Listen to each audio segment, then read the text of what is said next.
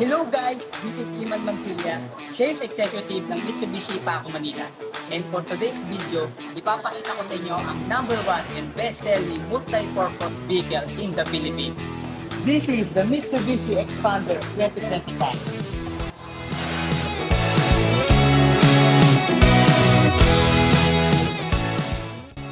Ito ay naka-LED daytime running lights at T-shaped headlamp.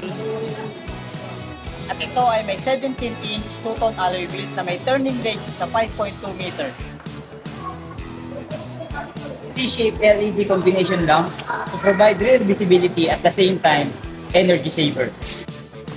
Ito ay naka-pin type antenna for better signal reception and aerodynamics. For the interior, follow me for part 2.